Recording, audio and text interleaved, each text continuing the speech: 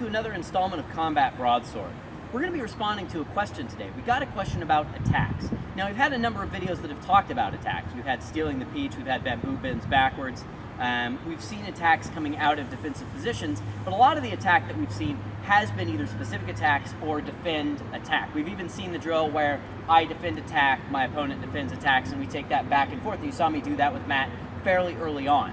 But someone posted a question about, what about just attacking? What if my opponent isn't attacking? Or if I attack and they defend, but don't then attack back? Do I just continue that attack? How do I respond to that? So that's what we're going to talk about today. Now, we talked about straight attacks a little bit when we talked about thrust, but of course the Dao is predominantly a cutting weapon, so we want to focus a little bit on that.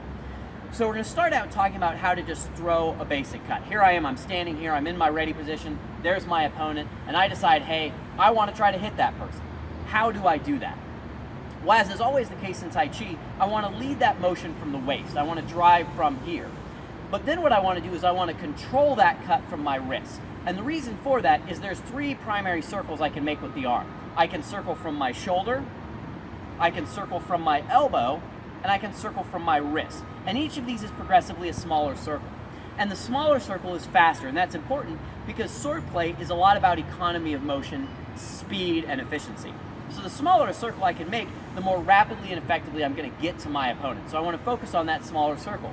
So I'm going to generate force from my waist, but control that with the wrist. And what that's going to look like is, here I am, I'm standing, I'm going to generate that force with my waist, starting to push that hand a little bit forward, and then I'm going to roll and cut through from the wrist. Now, as I do that, what I also want to make sure I do is maintain some angle of the blade, because a sword, or any sharp object really, will cut most effectively when pulled. I don't just want to strike flat and impact, I want to strike and draw through. And that's going to happen if I keep a little bit of angle to the blade. Now, the Dao has an advantage in this because it has that curved edge, so it naturally pulls through, but I want to make sure I'm taking advantage of that. So I'm going to push from the waist, turn from the wrist, and cut. Now, I can do this to any of the lines. I can push and cut, I can push and cut, I can push and cut, I can push and cut. And you can see in all these, I'm driving with the waist, and I'm cutting with the wrist, okay? And the wrist is giving me direction. Now, the other thing you'll notice is I'm not reaching way out and making a cut like this, because as we talked about, the Dao is a heavier weapon. So to make the Dao quick, we want to keep it tight to the body. So I'm still keeping that elbow maintained, not tucked into the body, but close, and that way I'm making my cuts right here. So if I am defended against or if I miss, I can very quickly return back to that defensive position and be wherever I need to be, okay? Now, so that's how to throw a basic attack. Now, assuming that I attack an opponent I am defended against, and they don't immediately attack back, how do I continue that attack? That's an excellent question. But before I get to that, I do want to point out that especially in new swordplay enthusiasts, there's a tendency to do what I call chasing the hit.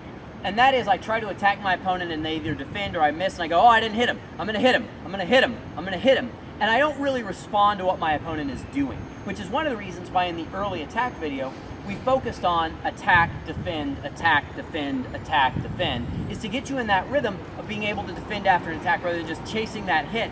Because then often, even if you hit your opponent, they have also attacked and you have now both been struck. Not an effective way to sword fight.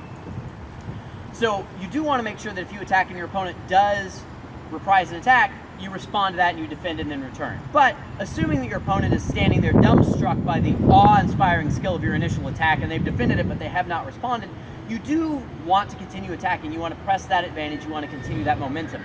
And the secret here again is we want to maintain that tight elbow.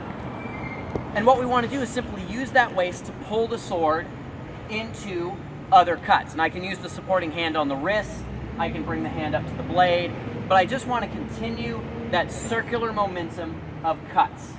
I can even cut to the same side twice. I can cut, roll, cut, cut. And so what I'm doing is I'm maintaining that very close to the body. And really, if you watch our video on the threshing wheat motion or the figure 8 drills, you're seeing that same thing. I'm just using the hips and the waist to steer and turn the blade, okay? So that's going to be how to continue in sequence attacks if you don't necessarily arrive with your first and your opponent doesn't come back at you in the attack and force you onto the defensive. Okay, so that's just a straight attack, and that's a continued sustain attack. It's all about maintaining the elbow position. It's all about driving from the waist and steering with the wrist, all right? If you guys have any questions, please throw them down in the comments. We love to hear them. We love to make videos that respond to you guys instead of just what we dream up. Make sure you like this video, like our page, subscribe if you haven't so you don't miss any of this awesome stuff, and we'll see you guys next time.